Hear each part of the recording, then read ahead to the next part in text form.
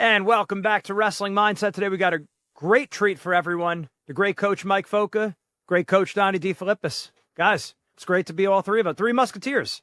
Yeah, you guys are great. Thanks for having me, man. Honored to be here with you guys. I'm honored too. And I already broke my first rule. I already interrupted without the prompt. I suck.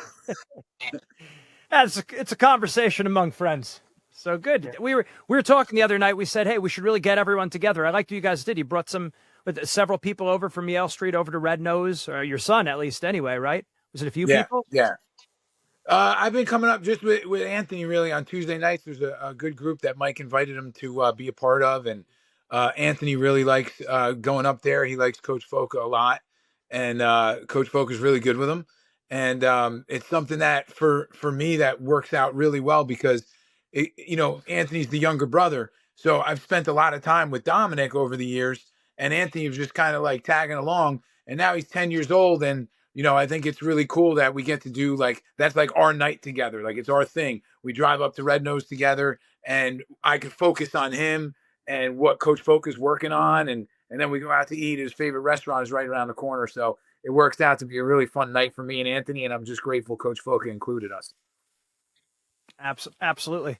Go ahead, Mike. I feel extremely honored to be able to have somebody who I hold in a high regard like Coach DeFilippis want to bring his child to me to work and train and get better, and also be able to afford the opportunity to somebody I respect like that, because it's very, very, very difficult to successfully coach your own child. It could be a positional thing. It could be an emotional thing. It could be an anxiety thing. It could be stress or, whatever. And it doesn't mean any coaches on the planet intend to do that with their kid, but it's a lot of times the kids, they feel it on their own. And for Donnie to be able to pick that out, it would be beneficial for him to be able to use somebody else to be able to develop his relationship with his kid and kind of like dial it back on his end as the coach for at least for one day a week. It's one of the reasons why I respect him the way I do, because he gets the big picture. He understands the marathon of wrestling and all the parts that are, that come together down the road to be successful, not just the now. And that says volumes about the type of person, coach, and parent that he is. And that's why I call him a friend. I appreciate that, Mike. Thank you, man. I mean, the great thing about too, like having someone like you to learn from. You've been through it with your son. Your son reached very, very high levels. I mean, state champ, 2-time Division I All-American. So you've been through it, and he's still going, and he's still competing at the highest international level. So I totally respect that, and I appreciate learning from you, man. Thank you. And Coach Zannetti, if it's okay to say out loud, I don't know if it's all right. You told me in the past it was. I'm happy to say that I get Gene on my mat as well. Your little boy who's a superstar, and I'm starting to see some breakthroughs there as well. I know he's very young, but hopefully we could keep watering that plant, because I think he's going to end up being something else.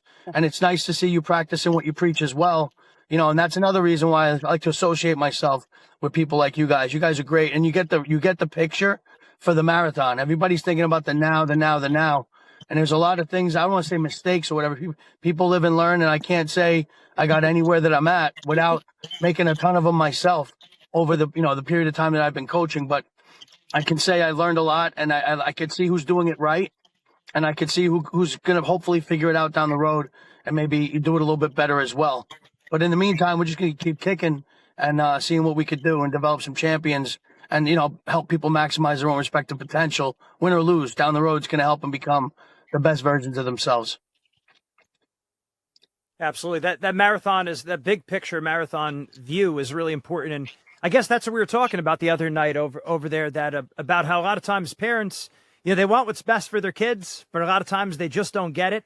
And they could be inadvertently hurting them by sometimes taking too myopic, short-term of approach. You guys run with that. I just have one thing to say, and I'm going to be quiet for a little while. I tell every single one of my wrestlers, and this is very important. Every single one of my wrestlers, I tell them, you never know what's going to happen tomorrow.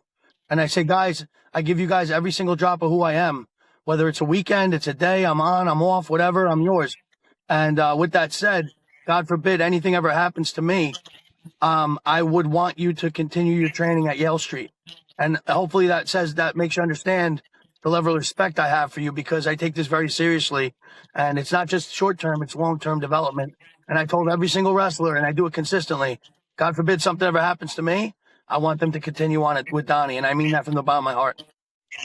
Wow, that's an honor, Mike. I mean, I feel the same. I feel the same. Like I've been in situations at tournaments before, where I've been standing behind Mike when his wrestler comes off the mat, win or lose, right? And he takes all the time that he needs to be completely present in that moment, and says what he needs to say to that athlete when they come off the mat, and he does it with care, and he does it with love, and to me that's really important. Thank And you. so yeah, I mean, people are very lucky to have their children be coached by you. I mean, that's 100%. And to hit a little bit on what Gene was saying about the the parents that are really focused on the now and not thinking about the long run.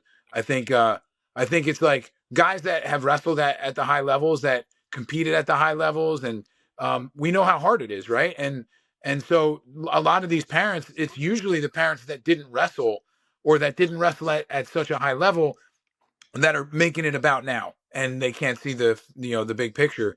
And so those parents, dealing with those parents, are definitely a challenge.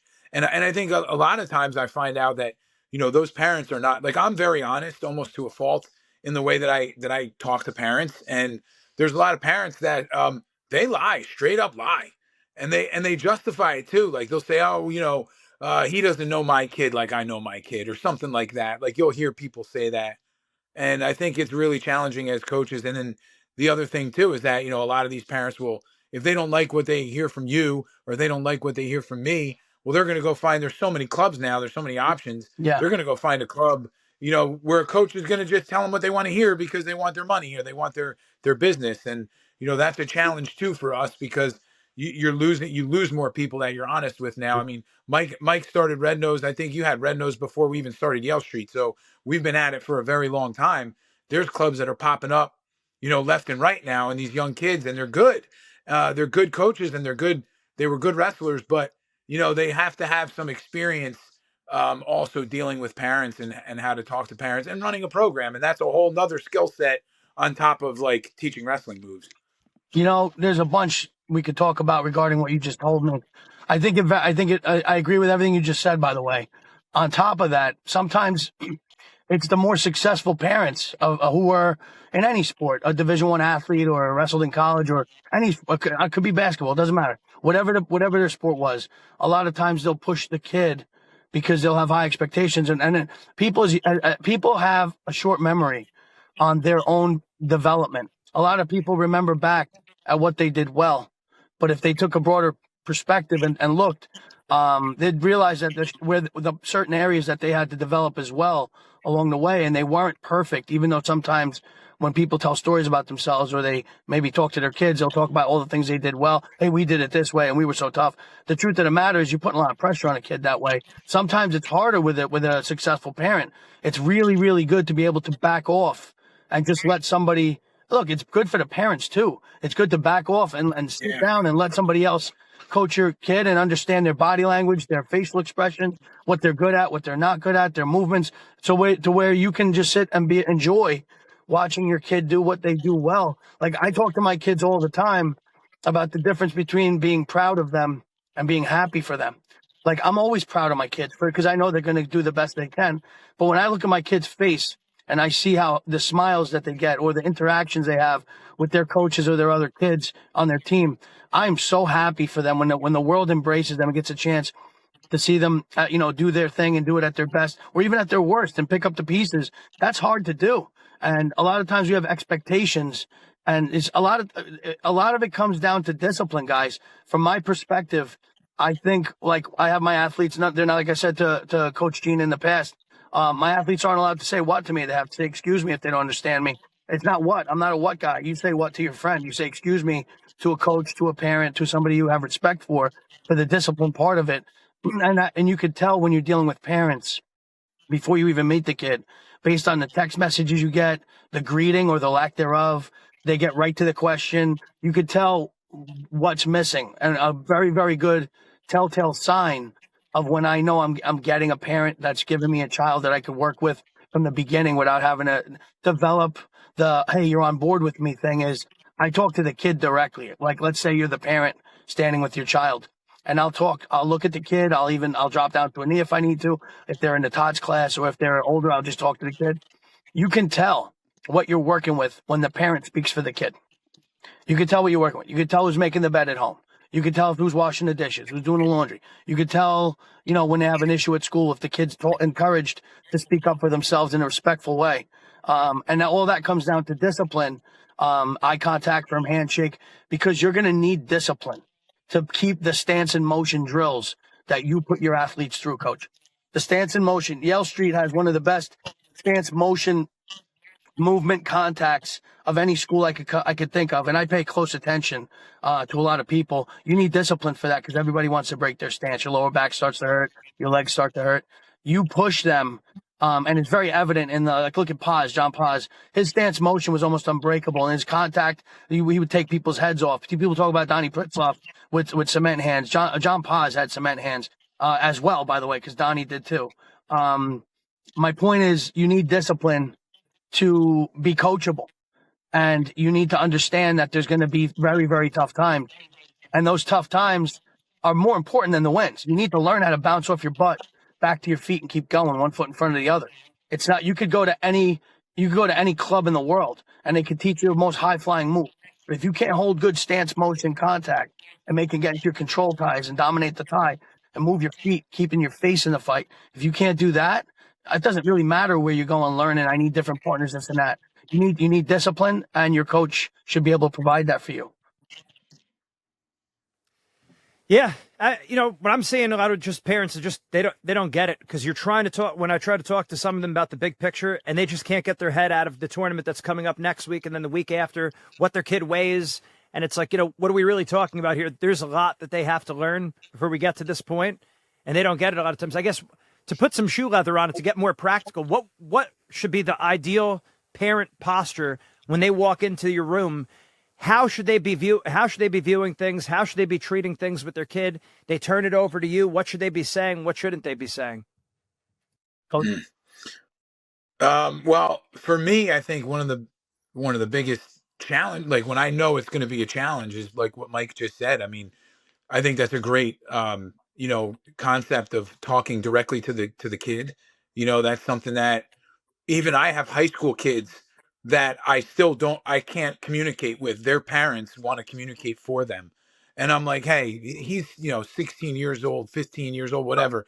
I can text him directly now about what we need to work on, or what time is practice, or if he's injured, like what's going on, like why were you not at practice today? Well, I kind of heard, I heard this or heard that. Okay, let me talk to you, or let you talk to me. I don't need to go. The parent doesn't have to speak to me anymore. And I think that's something that's important too, in getting these kids prepared for college and college recruiting and all that too, Absolutely. And I think that's like the biggest issue is, and I even have parents, like I have parents that, maybe wrestled at the high school level, maybe didn't wrestle at all.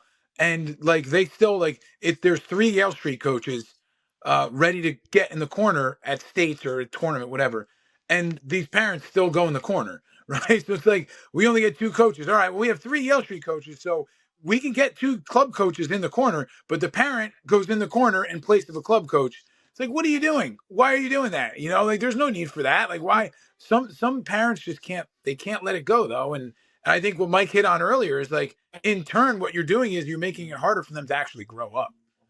100%. A lot of times, and this is not a knock to anybody. No, like I tell these people and the parents all the time, you don't wake up saying, how can I destroy my kid today? It doesn't come with a rule book. You don't say, hey, I'm going to kick my kid's confidence down the freaking gutter today, man. I cannot wait to destroy him in public. Like, nobody wakes up and saying today's going to be the worst day of my life. Everybody has great intentions and they mean well. And that's what I try to let people know. You got to shelf your ego, man, because it's not about you. What I think is the most important thing is, if the world goes away, I want my kid to still want to wrestle. If everybody in your whole entire world goes away, takes a vacation, doesn't come back, I want you to be in love with the sport of wrestling and the development. Don't be afraid to take the shot because you're afraid of what the other kid's going to do. I want you to want to take the shot to see what's going to happen. expect him to wrestle you back. I want you to love wrestling more than you hate losing. And that's very hard to do when you got somebody with a video camera screaming over your shoulder, sitting in a chair, and you're trying to relay things of importance with like 2 seconds going out of the bounds, coming back to the center. You need that kid's full attention. And you, come on, Joe, Yeah. like that just wasted the kid's ear space for something that was valuable. And everybody means well. Yeah. Nobody. And the other thing that's really rough is it's a lot to do with ego. So what I was saying was, a lot of times the parents, they don't do it on purpose and they don't realize they're doing it, but they think that their presence is needed for the kid to do their best, or they beat that one kid. Oh, I would let you be in the corner, but it's this kid, and this kid beat him at some other tournament, the rematch. Like, bro, your kid's gonna have to learn how to do it on their own, whether you're there or not. It's gotta be for them, not for you. And that's the most important thing, is it's gotta be theirs, not yours. And I have a couple situations right now, and I adore the families, I adore the particular kids and the parents as well. And I'm having a real difficult time coming up with a way to not offend people, but to basically say, you really have to shelf your ego. You really have to remove yourself if you want your child to be successful. Because hopefully there's going to be a day in your life where you want them to not need you anymore. You want them to be able to be their own monster in life, period. And you can always be somebody that you come to, but standing over their shoulder and giving them an arm fold or a dirty look or walking away, that just can't happen. And if it does, maybe you have to reconsider, maybe sitting in a parking lot, letting your kids go do their thing. And it's a tough thing to do, and it's very offensive to say, but the best intentions are for the people that are walking through my door. I want them to grow to be the best version of themselves. And it comes down to confidence in life, confidence in your son and yourself, and really sense of self-worth. And the kids have to have that. You're not going to win a match that you don't visually see yourself winning. You're not. You might sneak a win in here and there, like go running backwards and finding a headlock, but you're not going to consistently win those matches if you don't have full confidence in yourself. And that starts with sense of self-worth. And talking about Donnie's value before, your value, Gene, I tell my athletes constantly about you're there to help them improve their sense of self-worth and to give them actual steps and actions to take when they run into a wall of confidence issues, and maybe separate themselves from the people that are heavy in their heads. I talk about you constantly. I say, listen, a good service should have a good cost. And that's indicative of what you provide. Look at the athletes you work with. So from my perspective, helping with the kids with the sense of self-worth really starts from working with the parents. And as you said, where do we start? We have to get the parents on board. A lot of times people will scream love and commitment to your open program until you say or do something that they don't agree with. And I tell parents and children constantly, this is not a customer's always right scenario. You're paying for a coaching experience because I'm giving you my best, and sometimes it's not going to be what you want to hear. Yeah, I mean that's talk about that, because we did speak about that the other day. But it's not always the customer is always right, and that's not a knock on other people. That's a everyone has their lane to be in, and when we start crossing lanes, we start running into problems. You guys talk about that. Can I? Yeah, I got a little bit of that too. Like we have our high school class, we had to split up into a fundamental and an advanced class. And some kids, we did it by like region qualifier. If you qualified for the region, then you are in the advanced class. And we're not making exceptions for carpooling or anything like that. Oh, if I play football, like, we're not doing that, like, because we got to uphold the integrity of the room. The reason why we're doing it is because both groups are going to benefit from it, and it'll give more room to wrestle. So with the advanced class, we're going to be doing things that the fundamental class are not going to benefit from. And the fundamental classes need to go over more fundamental things, and it's going to help them get better. But some kids get slighted. Some families feel like, oh, well, my kid should be in the advanced class, and they'll come out and they'll tell us like why they feel that way. And, well, if we don't get, if he can't train at this time with this class, then we're going to have to end our membership. And I'm always like, okay, sorry, it didn't work out, because this is what's best for your kid and what's best for the program. And so I'm not going to let a parent dictate, how we operate just because, like, I want to keep a membership. You know what I mean? Like, so that's, I guess, kind of speaking on what Mike was just saying about that. Like, the customer is not always right. And the parents, I think, You know, if you look at it from our day, like we're old school, right? Mike, you graduated. When did you go to high school? You graduated 94? 94. I'm an old man. Yeah, and I was 99. Gene, you were right with me or right behind me, right? I was 02. Yeah, so we're all around the same in the same kind of era and generation. And I remember back then, Pre cell phones. There were still yeah, payphones. There were still payphones there at you the school go. at the time. Yeah. There you go. And I remember being a sixth grader, and trying to sneak into my high school wrestling room at New Providence. Coach Bremer was the head coach. And this was in like probably 93, right? So, Mike, you were still in high school. 93 And junior. I was going in. And I remember my dad telling me, hey, you work your butt off to impress that guy. You let him know that you're there to work hard and you impress that high school coach. And nowadays, you're talking 30 years later. Nowadays, what happens is the kids go in the room and the parents are like, hey, you high school coach, you prove to me why I should like you. You go out of your way to impress me, or I won't send my kid there. So it's been like a complete 180 in the last 30 years, you know. It really comes down to needs and wants. And a lot of times, having maybe a lot of wrestling schools in the local area, I tell these kids something. I do two things differently now that I didn't used to do. Like, you're a police officer and you have your full-time job, and you also have Yale Street. I left. I was a purchasing manager in New York for a very, very large electrical contracting company, and I was doing pretty well with the union. I left that whole thing to take a chance and open Red Nose a while ago, and this is my livelihood. So there was bumps along the road as far as me trying to make sure that I kept the memberships. I've gotten to a place where, like I said, there's no customer's always right. If you need to communicate, I always want to know what's going on. I always love communication, but I will never change my values based on trying to keep somebody, because if they're looking to leave, they're going to leave anyway. And that's basically the Yeah, issue. And someone's always going to tell your wrestler what they want to hear. And if that's what they're looking for, if that's the whatever, how they make themselves feel better, then go where you're going to be happy. I'm gonna torture you and take you out of your comfort zone so that you can learn how to deal with adversity, and you could learn how to win at the higher level. And that's something a lot of people don't embrace. They wanna be coached around, what they like and what they choose, and with all these videos on, they want to send you a video of what they want their kid to learn. And it's like, I'm not going to teach you to learn L before I teach you the letter A. Let's get to A first. We'll get there. I promise you. It's going to happen as a marathon, and we're all in it together.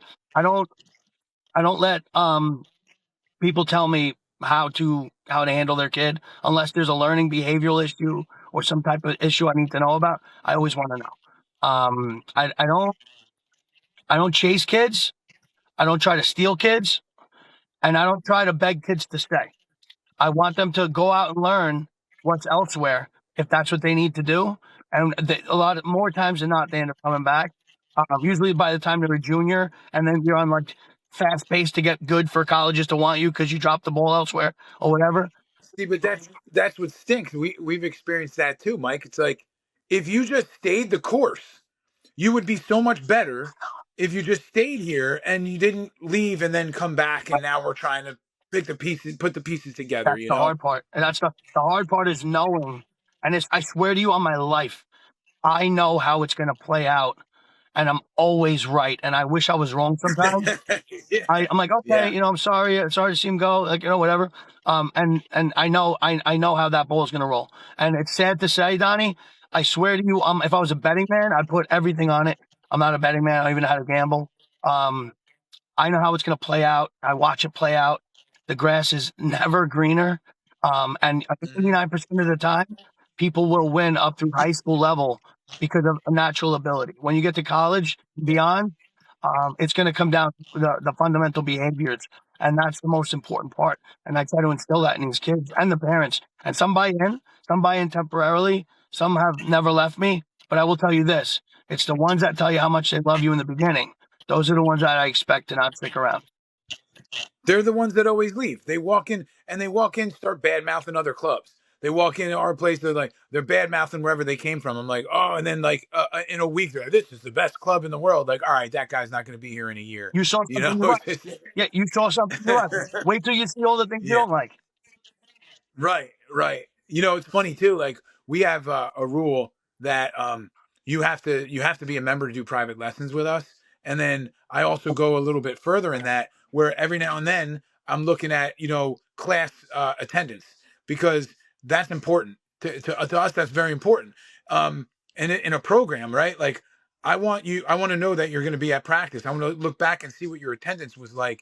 I want to be able to watch you in practice, the way you're drilling. When you're wrestling live, are you trying the things that we're working on? The private lessons are really just the icing on the cake.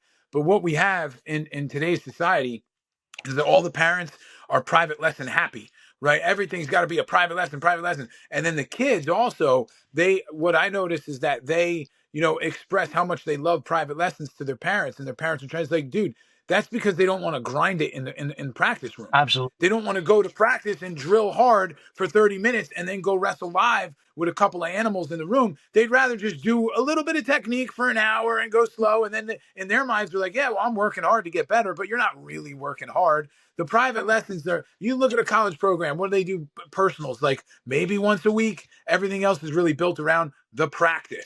What are you doing in practice? What are your practice habits like? So, like, it's funny, like, in our business, that's kind of like what we deal with too, is I have to explain to people how the developmental process works. And yeah, you might, that guy down the road, he'd be happy to take your money and do 1,000 private lessons with you. But that's not what we're trying to do. We're trying to develop your kid as an athlete.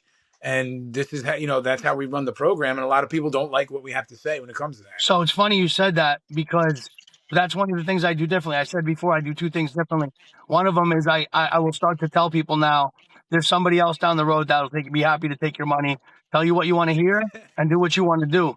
Personal sessions for me should be for match review, should be for positional development on things we went over, or if you're having a difficult time in certain areas and need to refine things.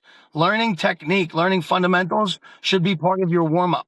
And if it's not part of your warm-up and you're not developing that over time with the stamina, the cardio, the position, the constant motion and movement, it should be part of your warm-up. So a lot of the fundamental things people want to go and do in a personal session, we do a lot of that in our warm-up. It's very important. I think so. The consistency there is huge. You can't teach a kid to fight with their face in a personal session unless you beat that kid up. And I tell these kids constantly, look at any national tournament, top 8. Look at the podium. Tell me what those guys' faces look like. They're bruised up. They got missing tooth. They got a broken nose. They got a freaking eye jammy. They're wearing Darth Vader's mask. Whatever the case may be, they're all beat up because they're fighting, and they learn how to fight when their chips are down. And it's very important to do that. The way you do that is through practice. The refinement, or let's say I have a special needs kid, I'll be happy to work with that kid. Our slots are limited. So I always give the kid that are constant, and I call it current and active members only, that are showing up, and they have to show up too. I'm not going to give a kid on my limited slots a spot just because he's really tough but barely shows up. I'm not going to give that slot away. A kid that could be like, looking to do the things that I just discussed with you. So I think it's very important for us to stick to our guns, and that's why we're going to be in this a lot longer than the fly-by-night guys that are willing to take everybody's money, or the brokers. I call them brokers, clubs that only bring in clinicians all the freaking time to try to like draw the kids in their room and say they have the best club in the world. Like, you don't know the technique, you don't know the positions, and a lot of you, like you said, the new guys that might have been tough wrestlers or this or that. The truth of the matter is, it comes down to experience, learning how to deal with people, learning the right things to say, the right things not to say. I don't want to be your best friend. I want to be your mentor. And to be a mentor, you have to be a good leader and lead by example, represent yourself and your family correctly. You do that. I do that. And with the experience, a lot of times there's technique and position that might not work for one person, that might work for another. It's not always the same answer for a person. Through experience, you learn to not just teach what worked for you. You learn to teach what works, different strokes for different folks, and different approaches to different body types, strength levels, speed.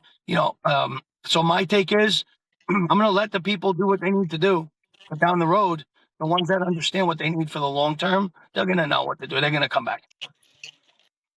Yeah, and you have to be able to tell people what they don't want to hear too. And I think there's so many a lot of these young club coaches that don't have coaching experience, right? Like, they might not know how to do that, and they might be more of a tell you what you want to hear, guys, because they don't know any better. Like I learned that coaching high school wrestling. I coached high school for 12 years. I learned how to deal with the parents. I learned how to create a system. I learned how to run a program. There's so many things I learned. Like there were people that wanted me to start a club as soon as I got out of college wrestling, and I just didn't feel like I was ready for it. So here I am now, like after 20 years, and I look back on my time coaching high school, and I really learned a lot, and it helped me prepare for where I'm at now. I wish you were And around with Christopher, because I would have sent him to you and Mikey and Lexi. It was very difficult for me to be yeah, the dad coaching his kids while preaching so hard against dads coaching their kids. I didn't have a deal. Like, but I always told them, I said, guys, I'm not your coach at home, and I am not your dad in the room. I love you guys more than anything in the world. But if something was yeah, ever going on, you see how I communicated with them. I treated them like my athletes, and then when we were off the mat, they were my kids again. Like, it was very, very difficult to do something like that. And I would have given a it is. gazillion dollars if I had it to have somebody like you to be able to pass my kid off to, because I would have loved to have been just sitting in the bleachers, screaming at the top of my lungs like a fan. I think you're great. I know. No, I know, man. I'm kind of there right now, and it's fun. Like, look, I love coaching my kids. I really do. I enjoy it so much, but it is really hard, and it's hard when you're coaching all these other kids too. On top of that, because you're so emotionally invested in what's happening with your kids, and you know, but I always go back and revert back to the whole thing about how like, and said this to them, and I always say this to them. I have to make sure I keep repeating it. This sport, I want to use this sport as a vessel to grow our relationship as father and son. And sometimes, sometimes it makes it more difficult in those moments of adversity. And maybe I say the wrong thing, or maybe you're looking at me and you could tell I'm upset, and I have to work on that a little bit better. So, but that's the challenge, right? Like that's the whole thing that we're all going through. And, I'm still working on it. So it's funny because we were talking about the Journeyman. By the way, I can't say enough about Journeyman wrestling tournament. I think Frank is great.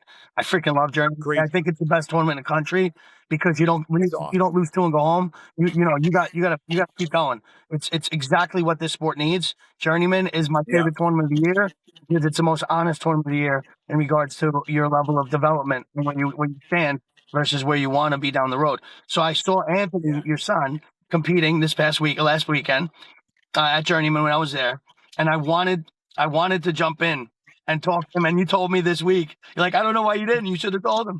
But I was trying to. Yeah, I was hoping you would. I said, hey, did you see Mr. Foca over there? Go say hi to him after your match.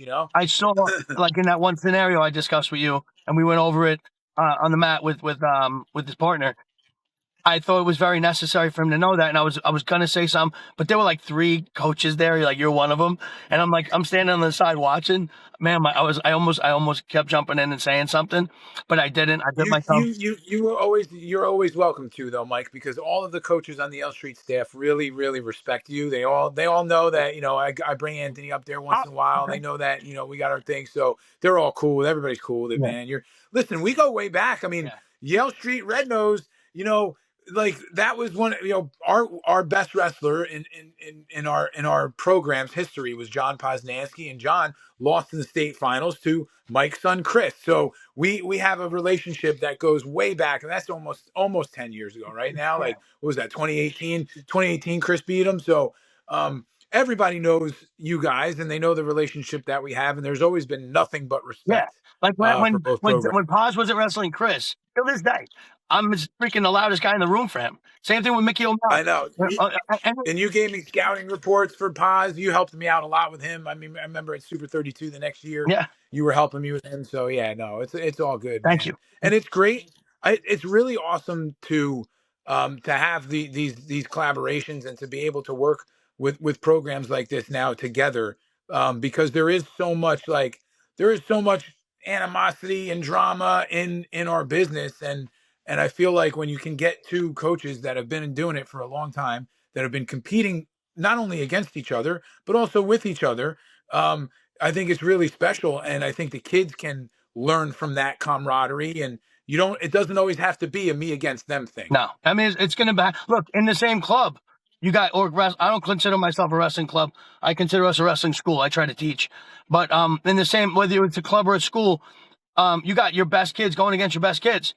You got new kids wrestling a stud you've been developing for 10 years, and it's one against the other. So wrestling is me versus you, but it doesn't mean you can't get the most out of working together, having good cohesiveness.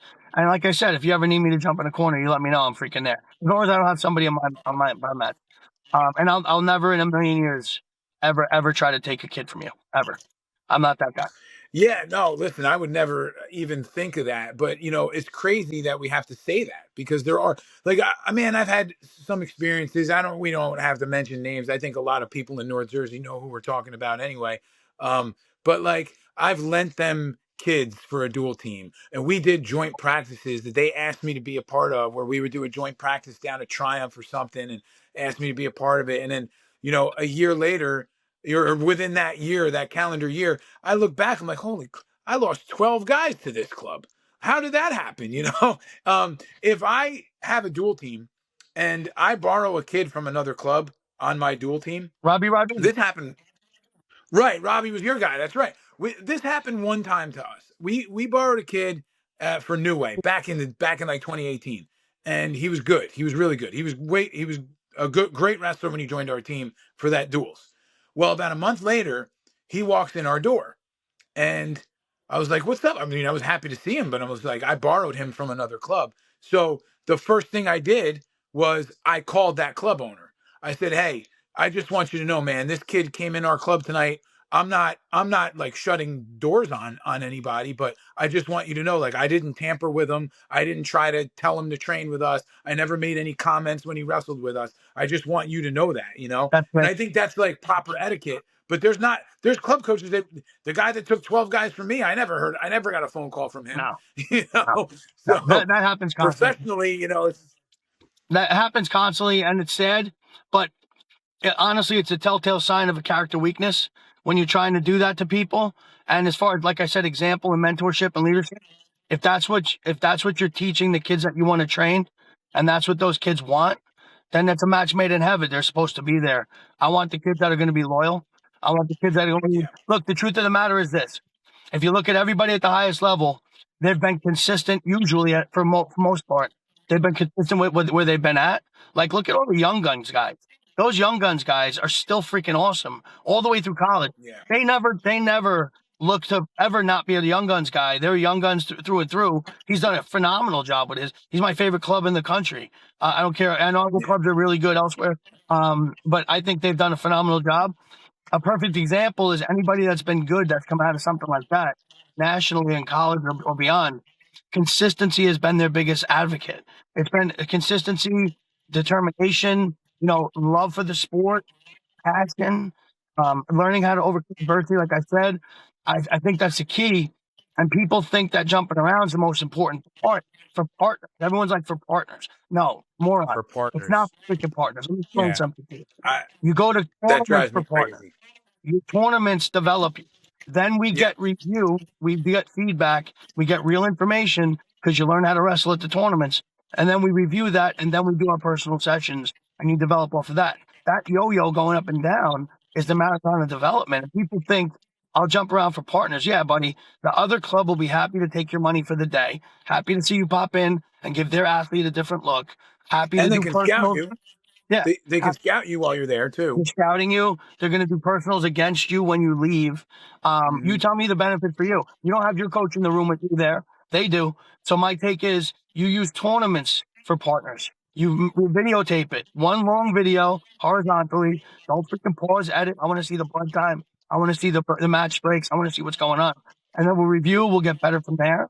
I'm looking for body language. I'm looking for position. I'm looking for everything you could think of when I do match review. And then we're going to develop from there. People think they know what they don't know, and they think jumping around is the answer. Well, jumping around helps the other guy, and people don't get that. I think when you compete, that's your best partners. It's also about coachability too. I mean, college coaches want kids that are coachable. And if you're on your fourth or fifth club in as many years, you're not teaching your kid how to be coached, how to develop a relationship and trust with a coach. Every time something goes wrong, you go leave and go to another club, and you're going to blame that other club. And it's just like, yeah, that I think it's really, really detrimental to their development mentally, and how to actually trust coaches. Sense of self-worth, adaptability, and learning how to overcome adversity has nothing to do with technique, but that's why they're going to be good down the road. And being around people who give them good examples. Yes, please. No, thank you. Excuse me, not what. Having respect, learning how to speak correctly, eye contact. Stop looking at your phone when you talk to me. How are you? Fine, thank you. How are you? Instead of good, like good, good. Like I think the discipline instills discipline, which down the road will be very much needed for every aspect of wrestling. I think we're all doing a really good job with it, but it all starts foundationally. Like you said, you have some high school kids that you're trying to drill it into their head now so that they can go for college. If that's happening now, these kids better hit the gas pedal because it should have been developed 10 years ago. And the parents need to work on that. That their club coach or their high school or their wrestling school coach doesn't need to be the one developing it in that kid. I'm Yeah. constantly working on it with my athletes, and it's because I love them. I take every loss with them. I have sleepless nights writing things in the middle of the night. Getting up, I always text myself things I want to work on with certain kids. Like I don't stop. Even like a note, even for you guys, like I still answered it. It was in the back of my head. Like I took mental notes on things I want to talk about when we get them back in there. I Yeah. just care so freaking much.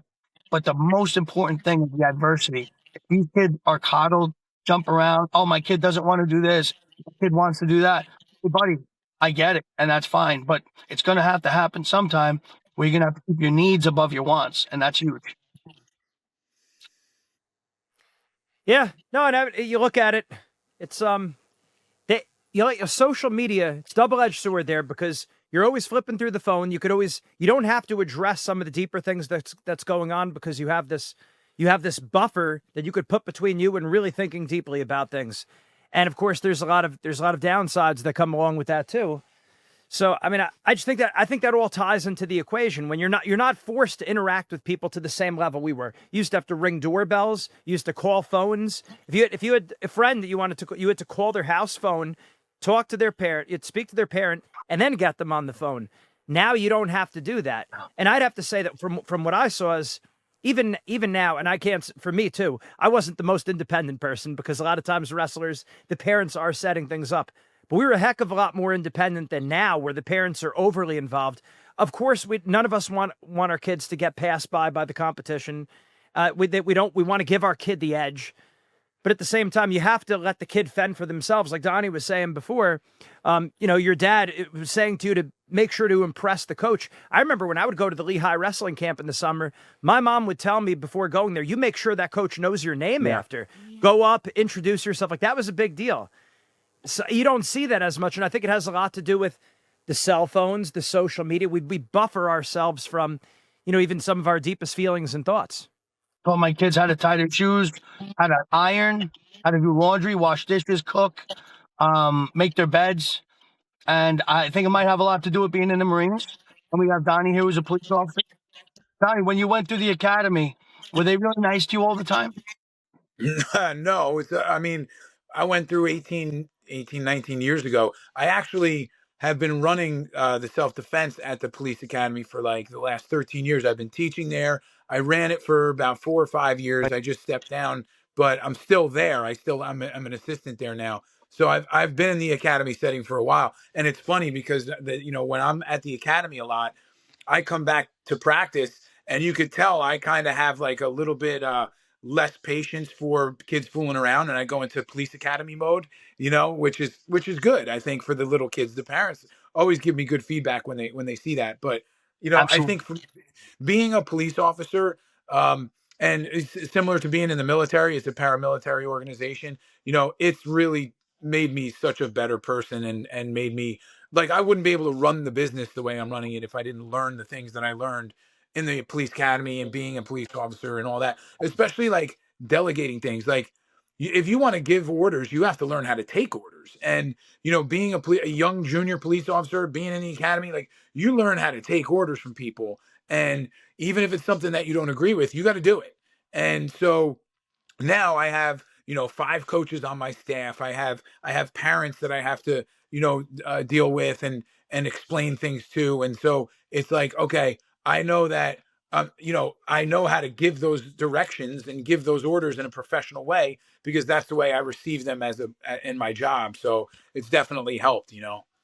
That was my point. And it was basically, I guess we can imagine, Marine Corps boot camp is very similar in a bunch of different ways. But respect, discipline, being able to figure it out, adversity, overcoming adversity, group activities, individual activities, competitions. A lot of it is conducive to being successful in athletics and as an individual person. If you try to use it to become a better person. Um, I think that's why you do such a great job, and I would like to say that I think I do as well. And there's in that department, a lot of times it's doing what you have to do, and doing what you're schooled to do. I don't know, if I'm running next to you and we're in war, and you get clipped, and I have to carry you, I'm going to pick you up and carry you to where we got to go because I do what we need to do and not what I want. I'm not going to look at you and run away. I'm going to grab you, and we're freaking out of there. Like that's Yeah. mental toughness that I know I would want my child to have. I would want my wrestler to have. And that's what I think I instilled in my children, to be able to understand that you have to figure out what you need to do more so than what you want to do. Lead over wants is tremendous. Discipline and overcoming adversity. If we can get everybody to do that, if we get parents to buy into consistency, the club jumping because it's a huge mistake. Let the coaches coach, enjoy being a parent. I think things like that will help us a really, really positive wrestling environment. And for the kids who are already doing great in New Jersey compared to the rest of the country, I think they'll end up doing even better. I really do. Yeah.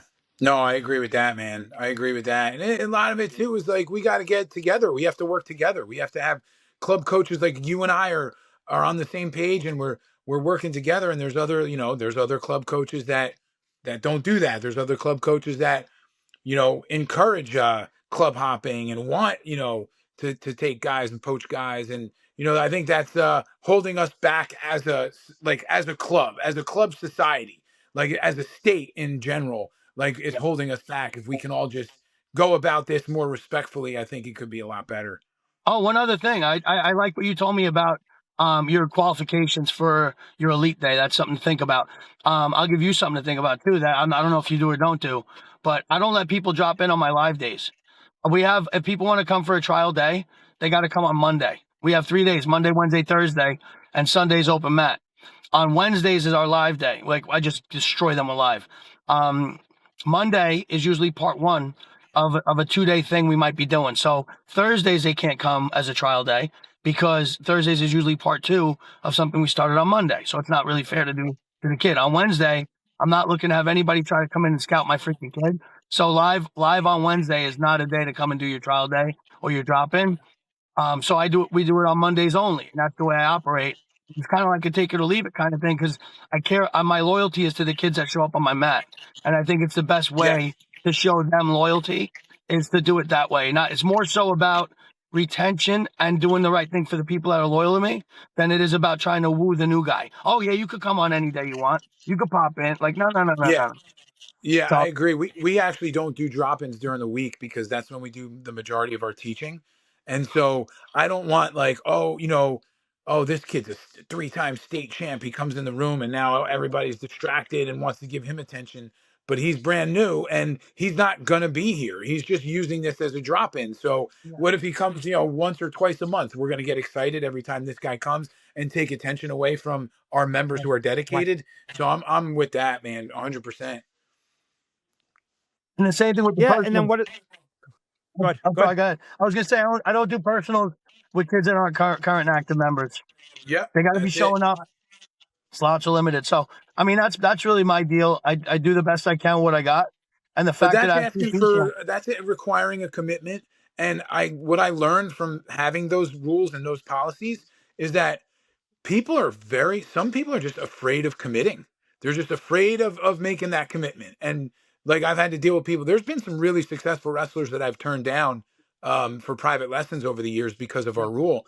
And yeah, the parents have a hard time accepting it. They're like, wait a minute, we have to join the club. That's kind of a pain in the butt. And I'm like, well, that's our rule. We have that for a reason.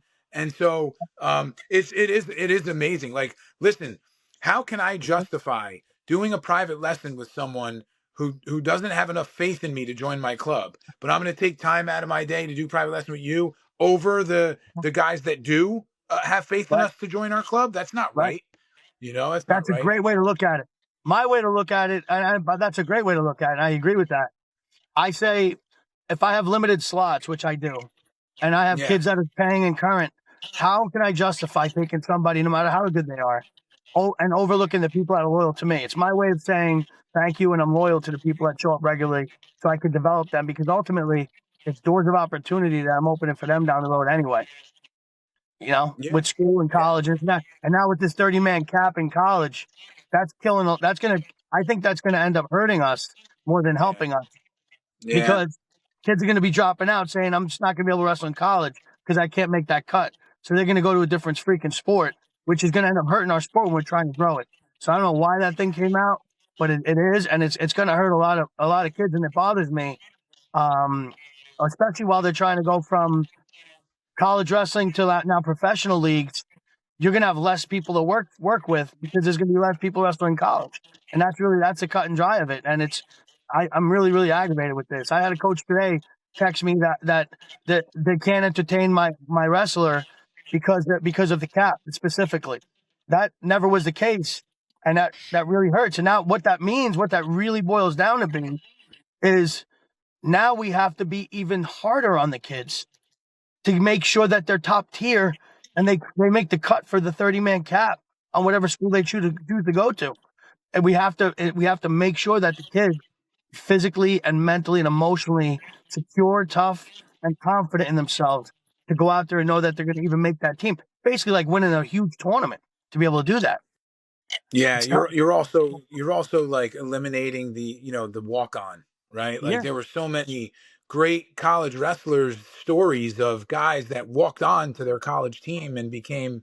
I think Anthony Robles was a walk on, if I remember that correctly. So you're going to lose that. If this rule was in place in 2011, we may not have heard of Anthony Robles. And many that's a others. shame.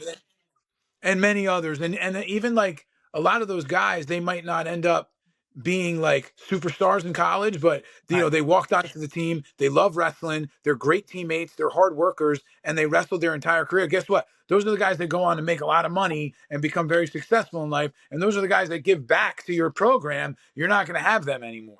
Now think about this. Hey, go play 4 sports and wrestle. Go jump around from club to club. Have no consistency. Decide when you want to compete. Do what you want at the school. Go your own pace when the coach says sprint. Do what you want to do your way. Play multiple sports, and let's see how things pan out as far as college recruitment and interest and your ability to bang on that level goes. The kids who are going to step up now for the 30-man caps are really going to be the kids that deserve it and earn it. And it doesn't start in high school. You're going to have to start buckling down. I know. And it's not even about the technique, Donnie. It's about the mental toughness and the discipline, overcoming adversity and making the kids accountable, not responsible, accountable. And people are lacking significantly in that area as adults and kids nowadays. And honestly, it's going to end up hurting us in a bunch of ways. Watch and see. I called it.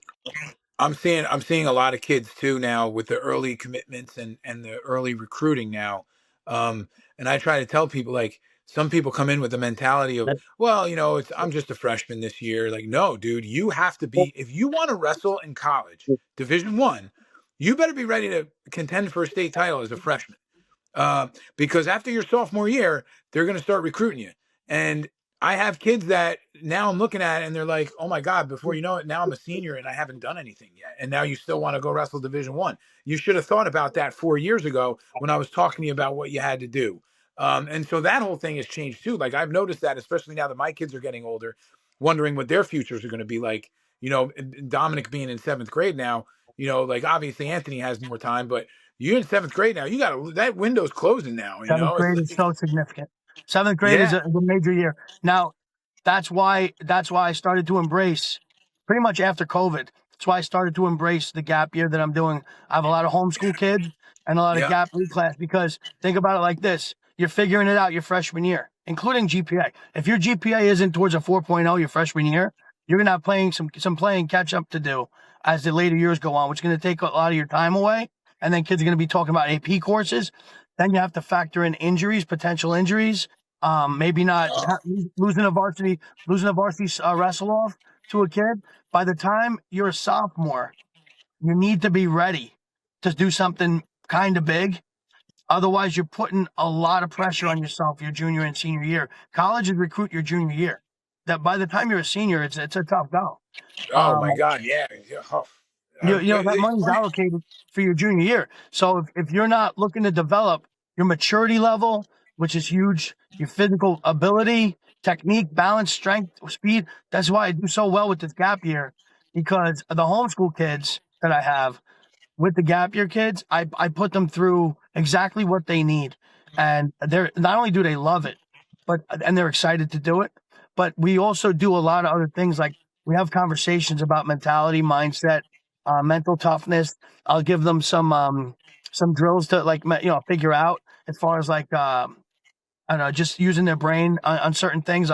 We do yoga, we do gymnastics, we do speed agility, and I'm buying equipment after equipment in here on purpose so that I can help these kids that other schools are trying to steal once they get a couple accolades, be able to make a 30-man roster in a college soon. That's the goal. Yeah. That's awesome, man. Look, it's funny you bring that gap year up because I still have parents that don't understand it, and some parents that are just flat out against it, which, all right, to each his own. I understand that. But my kids started school late, so my kids are both going to be 19 in the spring of their senior year. They started pre-K late, so we Yeah. luckily, I mean, we were fortunate enough to be in a situation where we could do that. So they did their gap. They don't even know that they did it, right? So there is no, I mean, I couldn't hold them back again, No, but you could so homeschool them you for could you. homeschool them, sure, yeah. But luckily they got good grades and everything, and Yeah. so we hope that continues. But I have a couple of kids that, off the top of my head, that I think about right away when you say that, and one kid is a phenomenal talent, and he didn't opt to stay back, which I get it. It's your choice. You don't want to do it. You don't want to do it. He lost his freshman year. You brought up two things. He lost the wrestle off his freshman year. He's at a private school, a good team, and then his sophomore year, he didn't really want to challenge because he didn't want to relive what happened the year before. So he kind of just went up a weight, and he ended up making it to the States, and doing pretty well. And now this year, he has turned a corner. He's improved so much. He was definitely one of our top wrestlers, and I believe he would have finished very, very high at the States. And he just tore his ACL at the Journeyman. So God, now we're looking at this kid who is so good. He's a diamond in the rough. I'm telling you. But now he's not on any college's D1 radar. Even though I do think he's very much D1 material. And so now we're missing this year, and he's going into his senior year, Yes. and that's going to be next year. So You know what's crazy? I'm sorry to hear that, and I hope everything pans out for him. That's a key. That's a key thing. And academically, think about it like this: I have two kids on my program whose parents both went to Columbia University. They were very skeptical as far as the education part goes. Um, Now, luckily, we went over a bunch of things, and they started to get that we're doing ninth grade curriculum as the reclass. So ninth grade curriculum is huge, because when you go introduce it again as a freshman, you already been down that road. So now you have a better opportunity to start off your high school career with a higher GPA, which I think yeah, is very important. definitely. So now, as far as the tutoring goes, I was explaining to them. I said, listen, instead of doing just basic tutoring to try to get your kid to do even more than they're doing academically, which is fine here anyway, I said, why don't you start tutoring to take those tests, the ACT and the SAT, because colleges are starting to bring it back. Instead of putting your kid in tutoring for just regular stuff, start gearing them up now for the ACT, SAT prep, and so that and with the written, by the way, with the ACT, so that they can write more eloquently, and they can understand the math on the test and understand how to be a good test taker. So alongside what we're doing with that is I'm pushing the parents, if they want to require more, go out and get tutoring, but do it for the test prep. As far as the accolades go, think about it like this. Let's say you never start in your high school career ever. Say you don't even wrestle varsity, but you win Fargo. You win Super 32. You Yeah. win all the journeyman's. Do you get a college scholarship? Yes or no? You're getting recruited. Absolutely. I said, That's and my that's point. the other thing. Yeah, that's the other thing I said to our wrestler who got hurt at Journeyman. I was like, listen, if this was 20 years ago, this would really be a big blow. But It's not like it's that not like anymore. that anymore. Yeah. Yeah. So I mean, there's a lot to think about. I think finding the right coach is huge. I think I'm looking at 2 awesome ones right there on my phone. And mentally, well, Gene, I'm not leaving you out one bit. You said something that was huge back in 2011 when you came into Red Nose for me, or 2012, whatever it was, in Cresthill when we were over there in that freaking one way in, one way out hole. You said something to my group that it stuck with me forever. They say 90% mental, 10% physical, and we put 100% of our effort into the 10% physical, and we don't put any of our efforts into the 90% mental. And that's why a lot of people can physically look like Greek gods, but mentally and emotionally they can't cut it because they don't believe in themselves when push comes to shove. For you to break up those math, you went to UPenn, so I figured the math equations were there, 90%, 10%, all this other stuff. But it really, really is true. About your desire, your passion, your sense of self-worth, being able to see yourself with your hand being raised, and the fact that you're able to come up with physical drills to help these kids improve their mental toughness and their emotional well-being. To me, that's like that. We need that. The sport needs people like Donnie, like me, like you, to be able to make these kids go out there and see themselves, visualize themselves with their hand in the air, freaking winning. So, and overcoming adversities is key. That's why, like Oliver. Oliver went to the Army boot camp between his junior and senior year in high school. I can't even tell you about the growth as a man through that adversity training. Came out, and you know what he did in the States his senior year. That had a lot to do with putting himself through that type of boot camp. And that's why I try to offer that gap year style to my young Marines, to my young wrestlers who wanna have that adversity and go into high school a little prepared. You might not start your freshman year, but it's a marathon. We're growing, we're developing, we're getting better. Staying healthy and having the right mindset's freaking huge. And I think we're all doing that. And I'm done. No, it's important. They really need to be the total package. They got to put a lot of time in physically, and they need to put a lot of time in mentally. Because a lot of people think when I say, it's 90% mental, well, that doesn't mean you do less physical training. In fact, you probably need a lot more physical training. That's the reality of it. It's just you need to work on your mindset also. Yeah. So it's just huge. I recommend you to every one of my athletes constantly, and I really appreciate that. And Donnie, I already told you what I think about you. You guys are freaking great. I'm very grateful for the opportunity to do this today with you guys. Yeah, this was awesome, man. I anytime I get a chance to talk to you guys alone is great. Now together is even better. So it was really cool. And yeah, I mean, look, I have nothing but like great experiences from all of our athletes that use wrestling mindset. I say that all the time, and there's so much good feedback that we get about the program that they offer, and I think that it's really amazing what Gene has done with that whole thing. Because I remember when he first started, we were college teammates, Gene and I. So I remember when the whole thing, took off, and I was like, what a great concept. And look where he is today. It's been awesome seeing that business grow. And it's been great to work together to have a positive impact on these young kids' lives, That's really awesome, man. That's really awesome. Well, I'm here for you guys as much as you ever want me. I'm going to go back in now because gap year's starting to finish up. I'll make sure these kids aren't alone. But I think the world is, and hopefully see you soon.